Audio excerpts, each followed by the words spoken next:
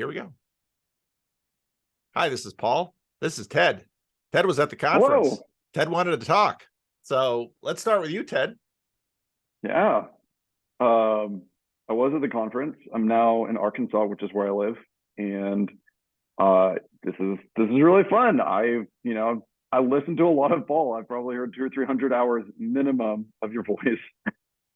So there's some weird asymmetry there.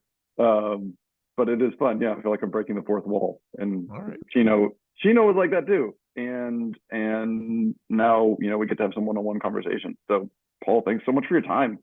And Did you grow up in Arkansas? yeah, so I'm pretty deep Arkansas roots on my dad's side. I think my grandfather's grandfather's grandfather's father was the first one in Arkansas. Wow.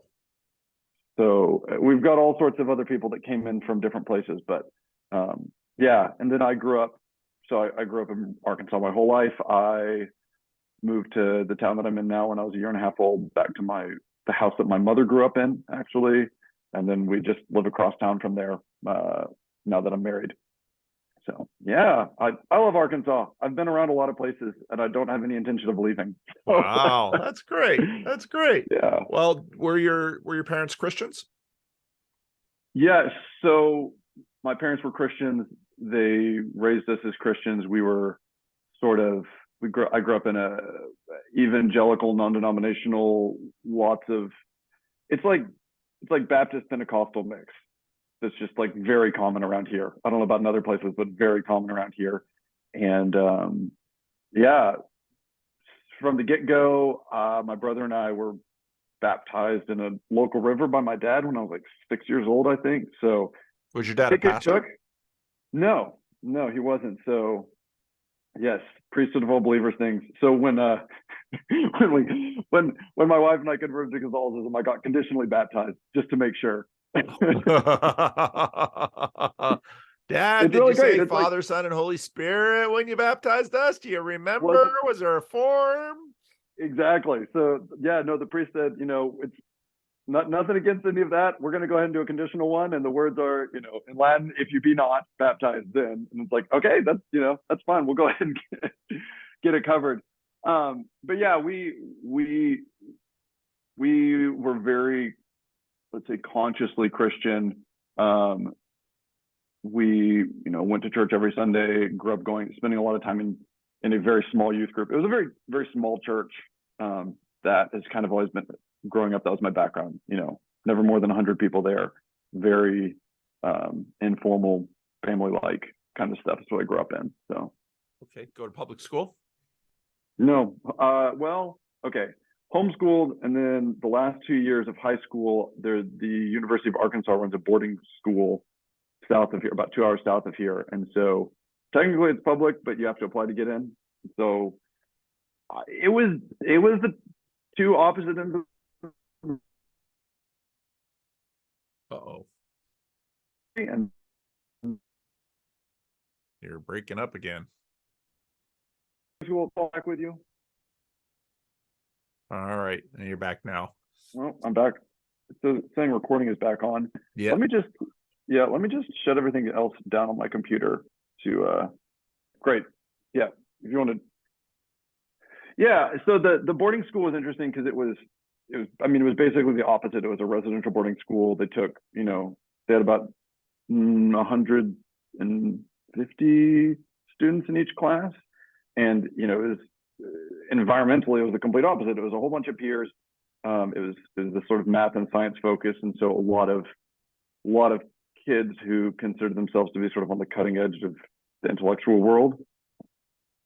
It's weird to look back on that time. I mean, looking back on that time is weird in a lot of ways. One of them is, if I had known, like I could have seen sort of the critical race theory stuff bubbling up there already back in this 09, 10, 11. I mean, having weird sort of conversations, like students asserting, there's multiple kinds of truth, not in the sense of Vervaeke's 4 Ps, but like a thing can be true for one person and not for another person on basic propositional statements. Also weird conversations about how, I was definitely racist because I was white. And and like when you're a kid, it's really easy to, at least for me, it was really easy to shrug that stuff off and think, wow, those people are crazy, and not think that the world is going to be staring down that barrel a decade later. So yeah, so I had a really interesting mix. I like both of them. I wouldn't send my children to that school, but how do I talk about that? You're pretty. I'm sure you've read the Chronicles of Narnia well enough to know them pretty well.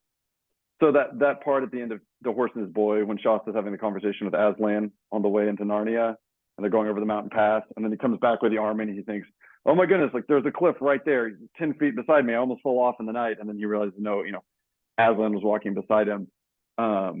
My experience for a lot of my time in boarding school was exactly that. That I was just sort of bumbling along and being blindly protected, which was, is not a great strategy, but a wonderful thing to receive. The other thing at that time was I had a friend that my close friend out of high school really spurred my interest in learning, and particularly in like high level conversation. And so that was one of the things that came out of my high school experience, was this friend who I was able to have really great conversations with for hours and hours and hours with, and we sort of did this informal kind of debate thing where one of us would take the other position, and we just it's I mean, to use language now, I mean, you're totally running intentional opponent processing on every possible thing we could think of. It didn't matter if we agreed at the beginning. We're going to start out on opposite ends and see where we could work things out. So yeah, it was a really interesting experience. It was in an old 100-year-old hospital, and so it had some kind of weird vibes and feelings to it. I loved it, walking past the closets that say like, "Do not enter asbestos zone." And it was just a weird place. It was a really weird place. It was the town that it's in is an old resort town where like the gangsters would come and hang out during the Prohibition. It was like their no fire zone, and so there's all these like decrepit bathhouses from gorgeous 1920s architecture, and weird people walking the streets there, and like a wax museum downtown. And none of us had cars, so we just went out of the school, fooled around, and saw the weird abandoned hotels and stuff. It was a lot of fun. Cool. So college. So I went up to University of Arkansas after that, and you were Arkansas through and through. Yeah, it turned out that way. I really like being near home, which is funny because I'm even in high school. No, I don't. It's funny because kind of starting after my second to last year, after my junior year of high school, I ended up spending a lot of time overseas. And so after, man, the Wi-Fi is killing me. There we go. I'm back on. I don't know. Maybe it's the fact that it's got to make it all the way over to Sacramento. Usually the Wi-Fi is great in here. It's funny because back in 2018, a lot of people said 2017, early days, a lot of people had trouble with Wi-Fi. After the pandemic, a lot of people's Wi-Fi got better, and it's amazing how few glitches there are. Yes, Zoom. I understand Zoom went through a little bit of hell in the first parts of 2020, when they're like, we had this niche product that no one wanted, and all of a sudden they were like the backbone of society. Yeah. So no, I was gonna say I got the opportunity to go down to Central America 2 summers, to Costa Rica, to study Spanish, and then in college I spent a semester in Cusco, Peru. I spent a summer in Southern England. Are you familiar with Francis Schaeffer and the L'Abri Institute? Yep, a bit. Yeah. Okay. So I spent a summer in college at their English branch there, and just got to travel around a little bit more. So even though I was living in Arkansas, I really ended up getting to see a lot of the world, which is really lovely, and work on my Spanish. So it's fun that you spend some time in the DR. And even after college, I came back down to Lima and was kind of living halfway in Lima, halfway in Arkansas for a couple of years. So what'd you study in college? I did I did. Well, that's funny, right? Because it's like, what was my degree program? My degree program was in biology and Spanish. I, in terms of what impacted my life afterwards, it was all the books that I read when I had a whole bunch of free time because I was in college and had no attachment. And so, Oh, that's interesting. yeah, I cranked through a lot of books. I had my Kindle, I had Project Gutenberg, and I had, periods between classes, and a lot of classics. That's when I first started reading older books that had been intimidating to me. I read the Odyssey because I listened to Josh Garrel's song Ulysses and thought I'd like to know about the Odyssey, and got halfway through and realized, wow, it turns out I'm actually enjoying this. This is really weird. Yeah, but and so my sophomore year, I picked up John Ciardi's translation of the Divine Comedy and read that, and that was very impactful. I don't think I realized how impactful it was at the time. I mean, it's something that I come back to all the time now. That was really big. I just to interpolate in the questions. So it was really interesting. High school was the first time that I was really faced with a plurality of ideas about how you could frame the world, how you could think about the metaphysical framework for your life. I had one teacher, particularly my first year there, where I had a whole bunch of classes, and he was like again, it's really funny how all this stuff is like recapitulated in the conversations that you're having. So he thought that LSD was this incredibly powerful tool that had been, humanity had discovered or had been given to humanity, and was sort of out of that American California Buddhism, California University type thing. He was a wonderful teacher. I mean, he was a fabulous biology teacher. I took several courses with him and really enjoyed that. But that was the first time that I, really confronting the stuff that I grew up as just sort of baseline assumptions. And so I would have thought that that'd be like my major crisis of faith would be in high school. And I did really have to start working through that. And, but it ended up being like my first year of college, actually, that was where I really grappled with that stuff. And it ended up actually being G.K. Chesterton's orthodoxy that was kind of the thing that started to settle a lot of questions. And looking back on it now, I think I could draw a through line that the thing that I was wrestling with was trying to figure out how to integrate the fact that I knew that there was immaterial reality and that it was important, and the fact that I was continually awash in an insistence of just this flat material ontology, that this is enough, it's the just. Well, that's just this. It's, Aristotelian language. That's just the efficient cause and the material cause. You don't need anything else. That's all you need. And yeah, running in my talk with him, and this whole conversation involves him read G.K. Chesterton's orthodoxy. And so I pick it up, and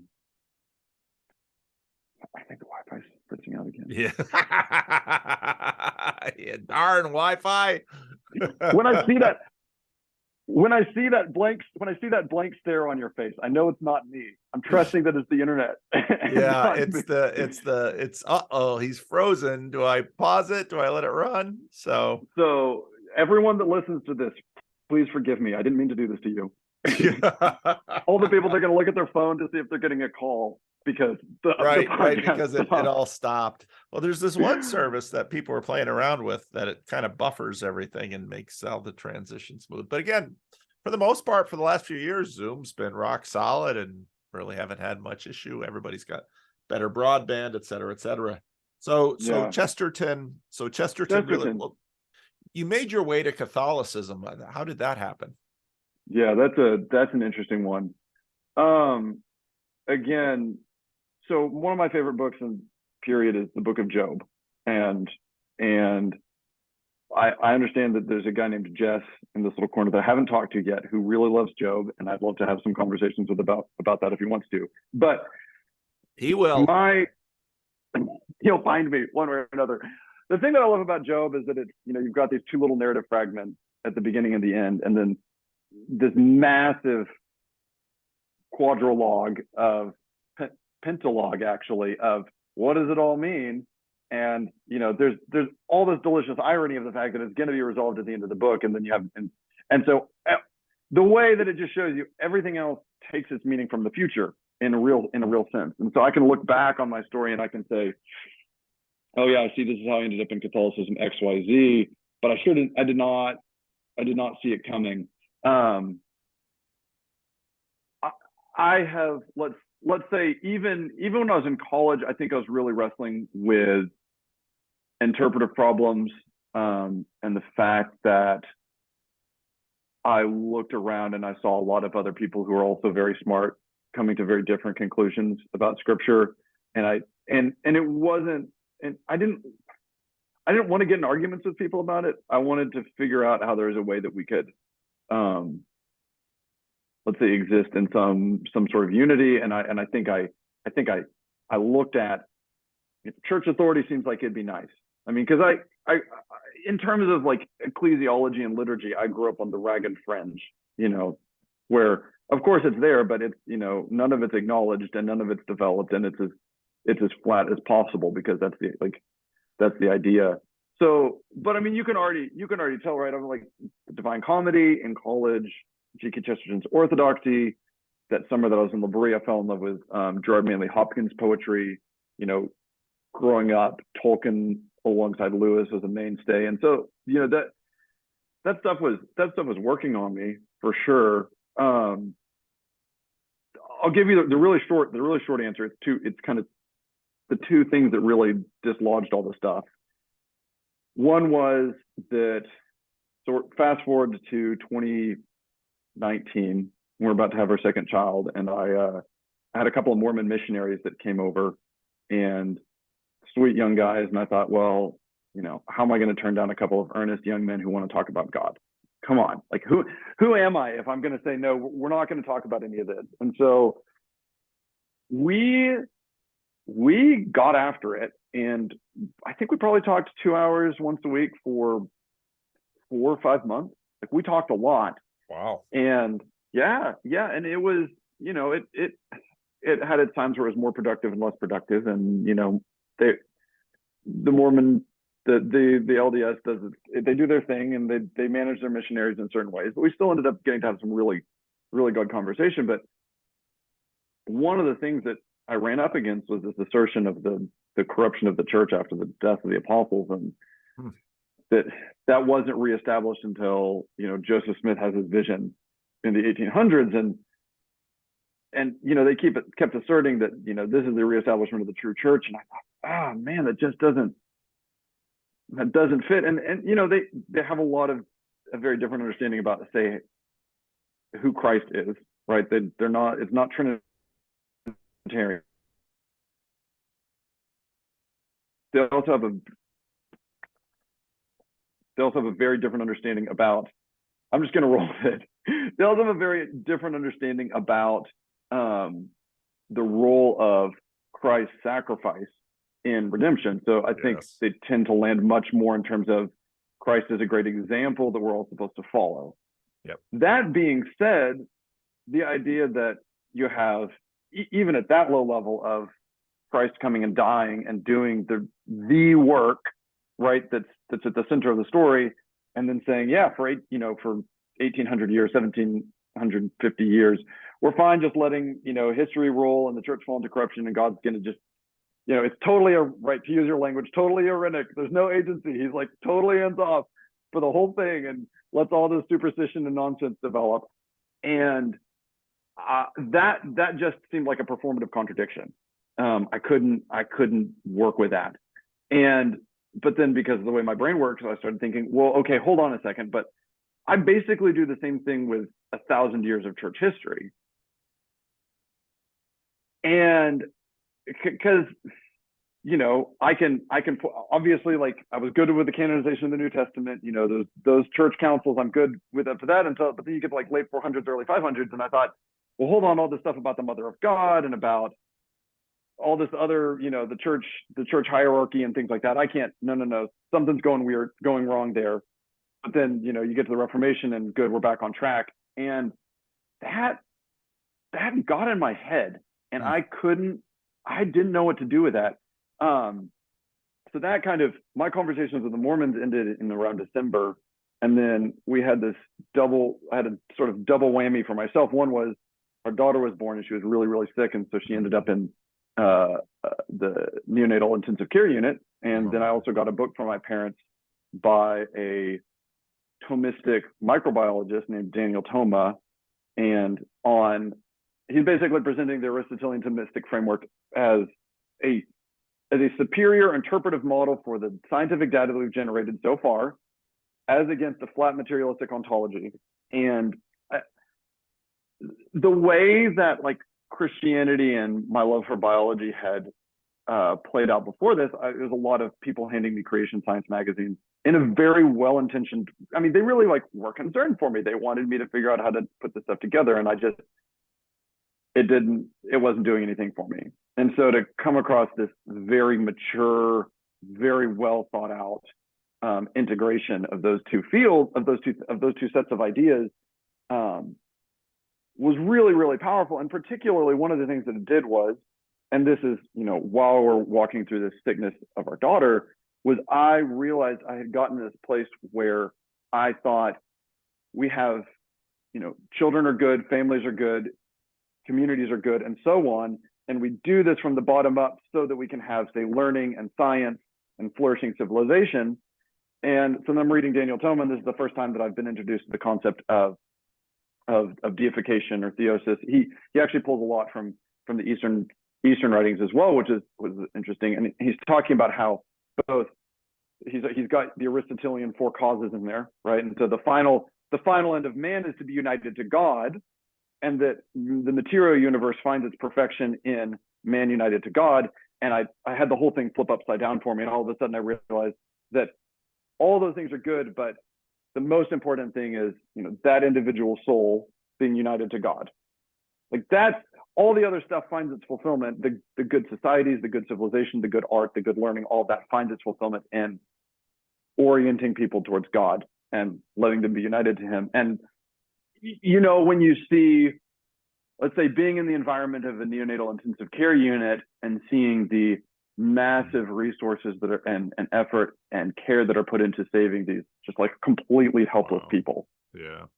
You can see why that would work on me on multiple levels at once. Yeah. And so what happened was we came out of that, and that was right. So we were trying to get her out of the NICU when all the pandemic restrictions started happening. And so that was crazy. And we started having, so some of her issues were respiratory. And so we were, we're trying to navigate all this stuff. We thought, all right, we're going to take 10 steps back because our priority is her. And, I don't know what's going on, but we're not going to risk it. And so we started with my big family who was in town on Sundays. We'd come together and we'd pray the waiting on that. Okay. You prayed There we go. I know it was a very dramatic pause. It was. We got together with our family when we prayed the Great Litany from the Anglican Book of Common Prayer. So it was all right. Well, we want to do something. We want to do something, of substance. And I didn't really have any sacramental thought in mind at that point, and it was great. And so, but what the other thing that did to me was, first of all, we're saying the exact same words every time. And there was a summer where I went to an international Presbyterian church. That was when I was in England. That's pretty formal liturgy. There's a summer that I went to a really theologically solid Episcopal church. That was very liturgical. So it wasn't like my first exposure to it, but that was the only thing. And so we're praying it over and over and over. And it made me realize, sort of in a similar way, that what we were doing when we were coming together was not just about, I need to like get filled up or be instructed, but like we're coming here to do work. And the work is to ask for God to preserve the universe, basically, right? Any of those litanies you're going through, not the litanies in some of the Catholic litanies, right, to the Blessed Virgin Mary, that's, going through titles, but like the Great Litany, the litany at the beginning of the Divine Liturgy of St. John Chrysostom, right? You're just like going through, okay, it's like, well, please protect us from hailstorms, please protect us from thunder, from war, from famine, from sickness, the people who are in trouble because of X and Y and Z, and, the leaders and the widows, and realizing that we were showing up not just because of something that was getting out of it, but because we actually had something that we were called on to be doing. And so those are kind of the threads that are running together. And then I ran into you and Peugeot from Peterson. And that was when everything started kind of falling out in my life with that stuff. And I hear you frequently reference how interesting it is to you that orthodoxy holds so much appeal to young men in America.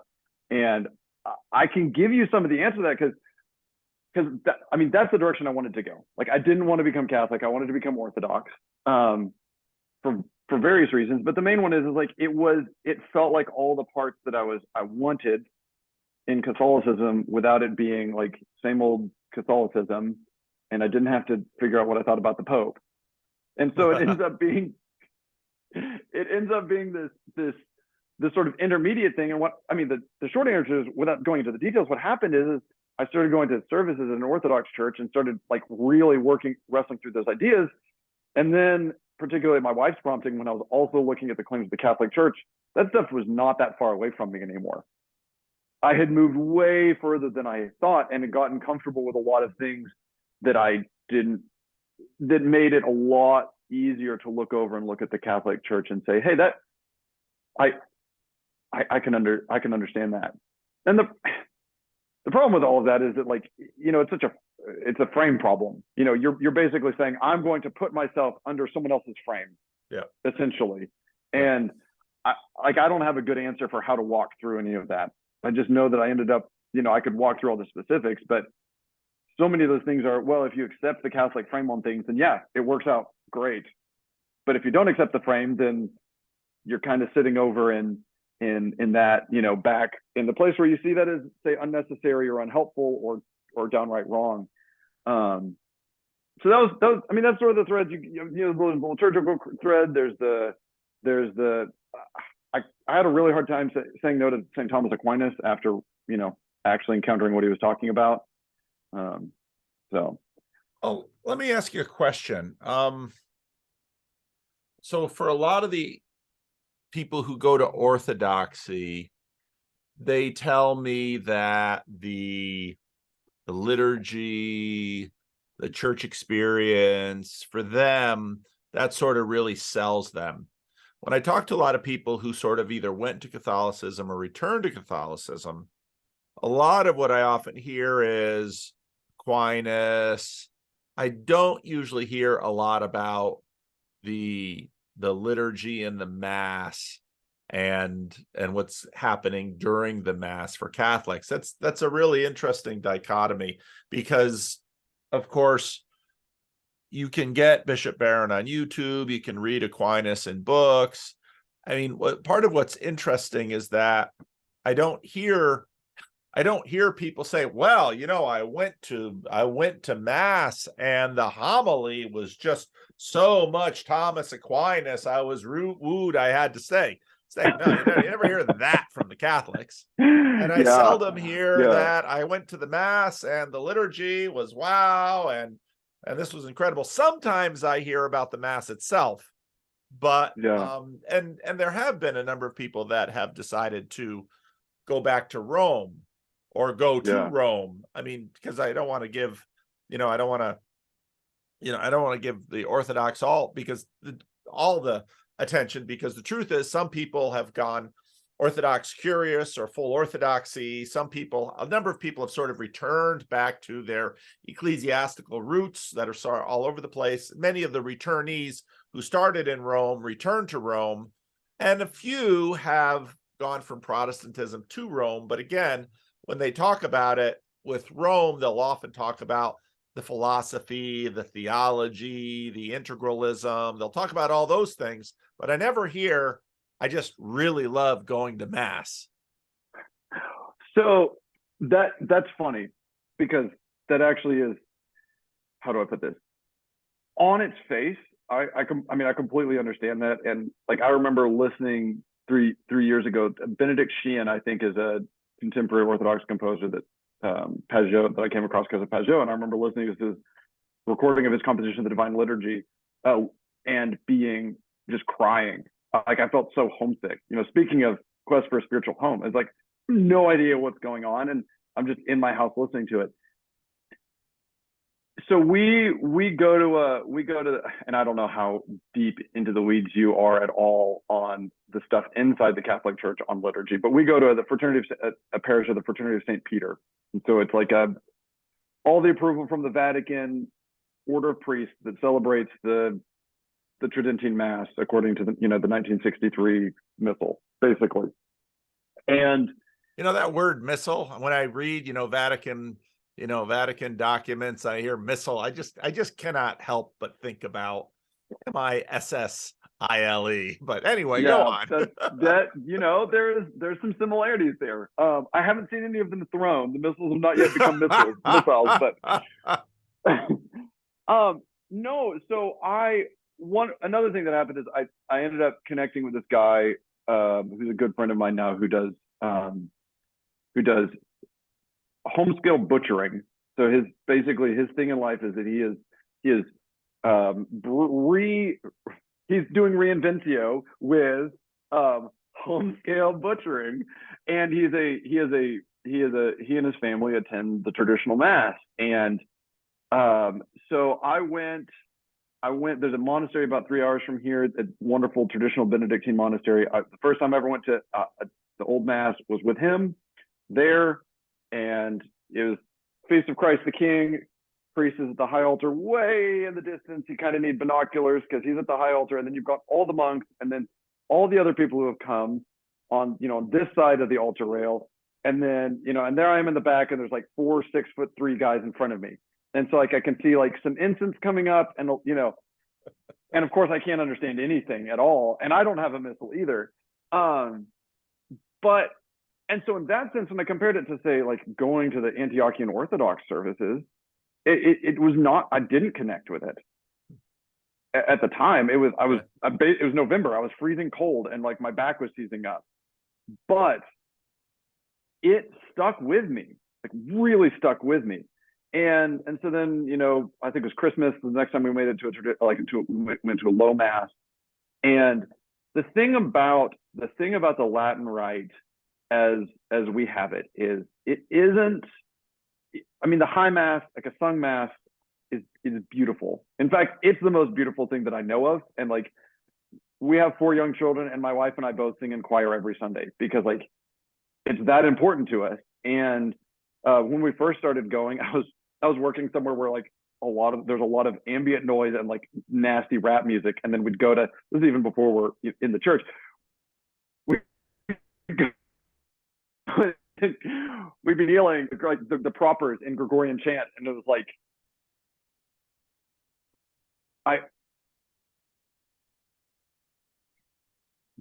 You're back. I couldn't imagine. I know. I just wait. As soon as I see it, I couldn't. The contrast itself was enough to just bowl me over. It was like I had gone. I think about the Screwtape Letters. I think it's the Screwtape Letters where Lewis describes hell as the place where everything is noise. It's the kingdom of noise, and heaven is the place where everything that's not music is silent. And so yeah, there's a great degree of like having to actually develop the faculties to appreciate the mass, which just, like I'll say it, is not what our world is oriented towards, because it takes discipline. And so it wasn't an immediate attraction to me at all by any means. On the other hand, wow, it just starts working on you, and it starts working on you on levels that I don't understand. And comparing notes with other people, it's like your household becomes more ordered, which is really interesting. Like I feel like our kids behave differently. They're absolutely still children, but like, so the baseline of child life is the same, but I feel like they're coming up to these peaks that they wouldn't come to otherwise in terms of, say, reverence or seriousness or obedience. So all that to say, yeah, my sensibilities definitely lie I think, as do a lot of other people, and I don't understand it, with the Eastern stuff. And it would have been really hard to become Catholic if that had meant Roman Catholic, if that had meant saying all that Eastern stuff is nonsense and wrong. It's not. It's, Rome definitely recognizes that all the Eastern rites are legitimate, and there's Eastern Catholic churches, and if there's a Byzantine Catholic church in driving distance, we'd be going there a lot, because it's really beautiful, and there's clearly it's meeting some hunger that young people are feeling right now. So that's sorry, yeah. Go ahead. You mentioned your wife does this with you. Was she raised Catholic, or did she take this journey with you, or how did that work? Because again, a lot of people I talk to, the dude's taking his journey to Orthodoxy, and the wife is like, what's going on here? So there's a funny story with that. With the first time, which I told my wife that I was going to do this. I said, hey, I'd really like to go to Vesper service. She said, that's fine, because she knew we've been talking through all this. But I went to the Vesper service, and I sat down with Father Joseph, and the first question he asked me was, does your wife know you're here? You're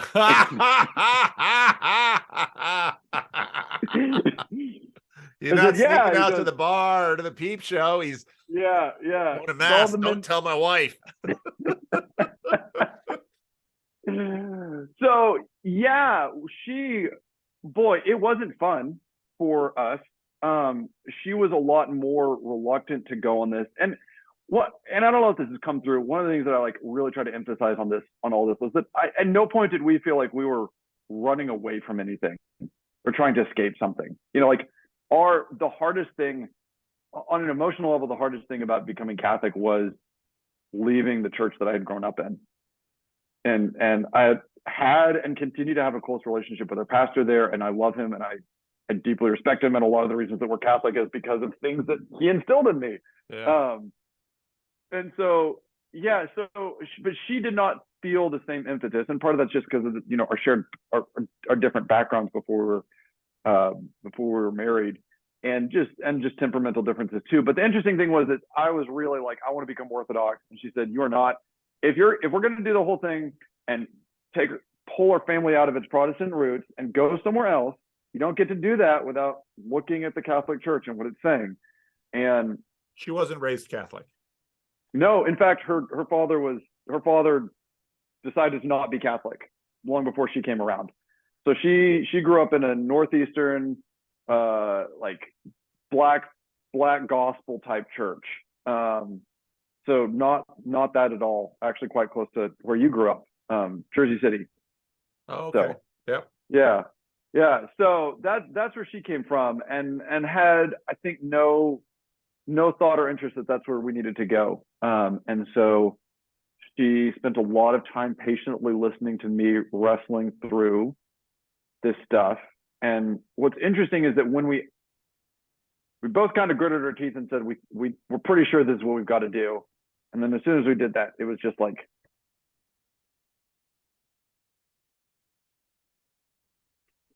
you snapped your fingers and you froze. I know, exactly. I have to give the Wi-Fi credit for being dramatic. If nothing else.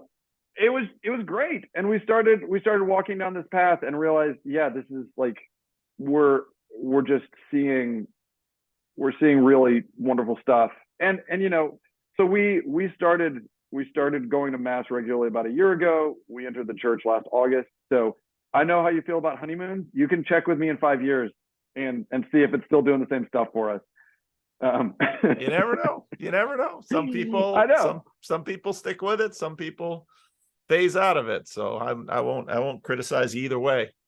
Well, I'll say I'm pretty sure this is where we need to be. I just mean in terms of, for your own relevance realization. I'm not trying to say that we feel the same way after 10 years, but you feel free to see how happy we are about all of it in 5 or 10 years. So, well, I wouldn't want you quitting just because you weren't happy with it either. I mean, that's sort of a consumerist mode. I mean, when you make a commitment to a church and a tradition, hopefully, that's hilarious. It's not at the level of a marriage, but it's it's an important commitment. So I think we're just talking across purposes. Absolutely. No,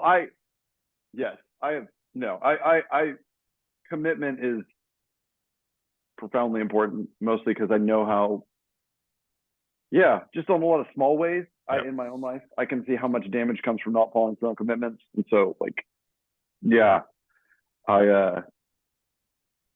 one of the things that's interesting, I think this came out of that same period with her second child, realizing that when I was kind of coming into adulthood, the sort of model for personhood, for personality, for individuality, is maybe, let's say individuality, that's a less loaded term, was the sort of preferential and experiential model. I like doing these things. These are the things that I've done. These are the things that have happened to me. That's who I am.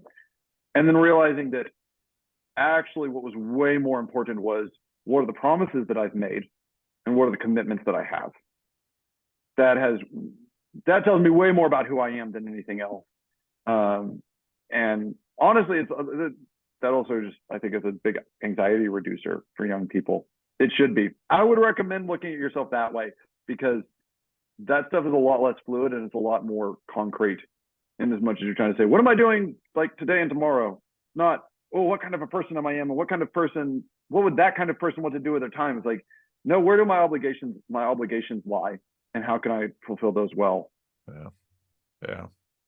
I've because I've got this hard out, I've only got about another 12 minutes, so I don't want to take all the time. And I don't know if there's anything you wanted to get to or wanted to ask me or wanted to talk to me about. So go for it. Oh, sure. Yeah. Well, I wanted to come back, if you're willing to, and I know I kind of bothered you about this at the conference, but I did want to come back and talk about the connection between family and home a little bit more, if you're up for that, kind of coming out of the conference.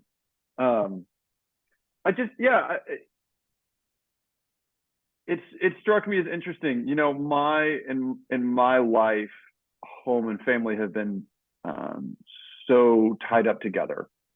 And that comes out of, I came out of a pretty big, I had 4 siblings and really, really solid family. And there's a lot of continuity there. And I kind of went out of that into fairly early on in my life, starting my own, a family in which I'm the husband and the father of. And so I don't know.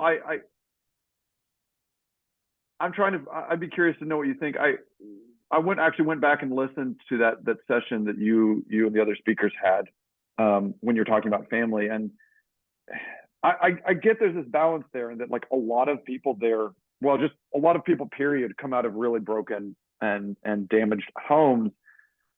And so that's a reality. That's just a reality. Most of my closest friends also come out of really, really bad home situations, and the ones that are married, I see them working through that and trying to not do that again for their families. Actually, it was lovely hearing Catherine talking about her husband Eamon and sort of all of that. We're going to be the generation that ends this thing.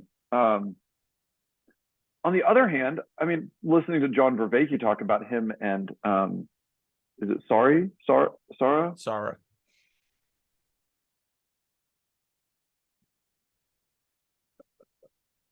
Listening to him froze talk again.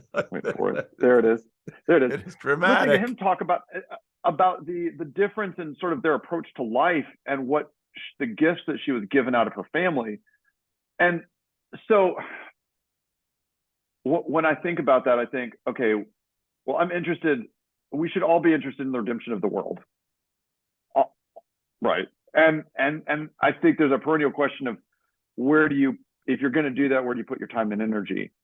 And it was interesting to me to see that all on stage, because clearly, right, Dr. Vervaeke is still getting the blessing from her family raising her well, right? And so are their children, and so on. And so I'm curious I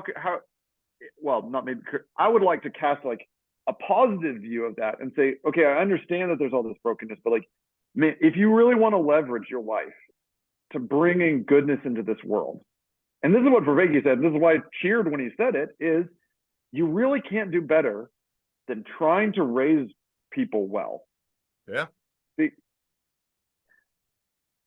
And it's just like Emma was on right before you, who's a cradle Catholic, and she said it was out of that group, out of the Catholic corner, that the cheers went up when Vervaeke said that. both these randos conversations, you both come from families with 5 kids, and it's really rather interesting, the little similarities. Anyway, keep going. Yeah. So it's really like, that just really struck me. And so maybe one thing I could add to that then is from my own personal experience, which is that I think oftentimes there's seen as a conflict between, say, putting the time and energy into raising a family versus, say, all the other things that you could do that would be good. Yeah.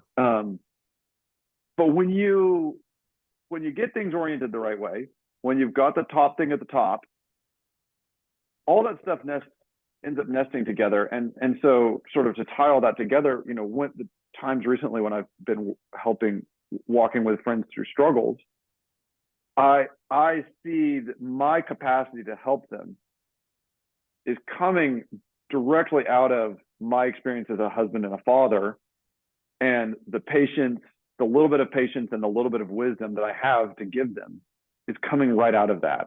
Yeah. And so maybe there's a lot to be said for the fact that we need to get rid of this sort of zero-sum game idea of our time and say, well, I need to figure this stuff out, or I need to put all my time and effort into these things. And instead realizing that the whole project of raising a family actually makes you the kind of person that can go on and do those other things. Paul, I think you're a great example of this, right? Like, this isn't the thing that you set out to do at all. Like, you've done the whole thing, and yet, like, people come to you because I would not hesitate to say that you are able to have a much greater positive impact in people's life because you are a father and you raise children. I'm sure that's true. And no, so true. Yeah. Anyway, yeah. It's so at a conference like this, and having done all the randos conversations I have, your parents are still together? Yeah. There are many people in this little corner who are coming out of wreckage, and they're looking for solace. They're looking for firm ground. And there are a lot of inconvenient truths that people who come out of a really disrupted home recognize, which is, like, again, I just spoke with Emma a little earlier today, and Emma too came out of a wonderful family, had a terrific mother, and parents were just totally down with getting the children what they needed, and that was there. And Vervaeke is right. There are few things more impactful than you can do in this world than raising your children well. I mean, that's just an enormously powerful thing, because that raising your children well gives children a remarkable platform from which to launch out into the world and bless the world. It's an enormously powerful thing.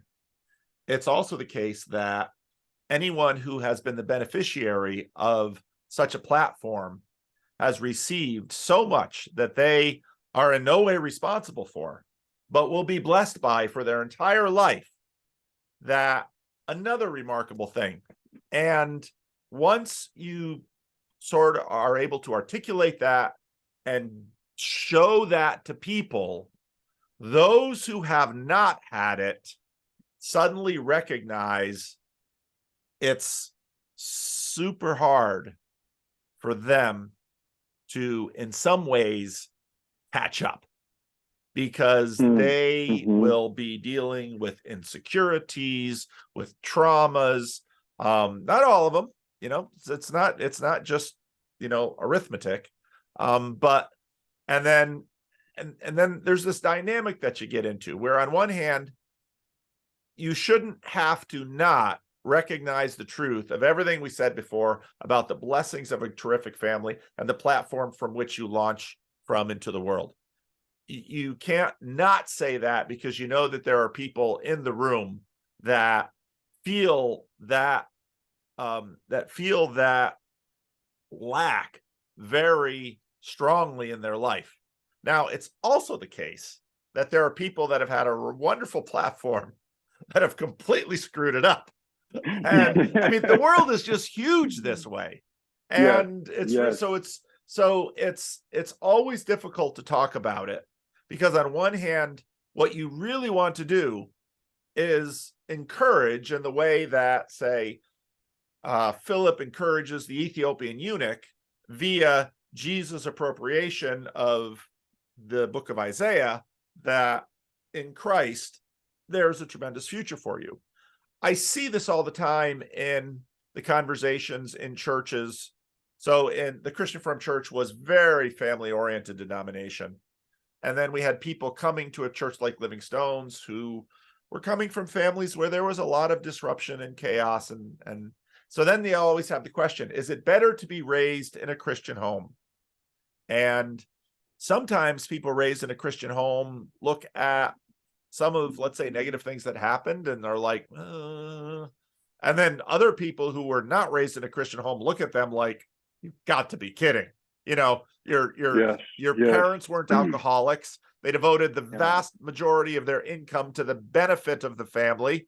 You never worried for clothing on your back or food in the refrigerator or a school to go to or love and attention from your parents. If you had any idea of the catastrophe that I grew up in, you wouldn't feel in any way deprived by the wonderful platform that you were given through no merit of your own.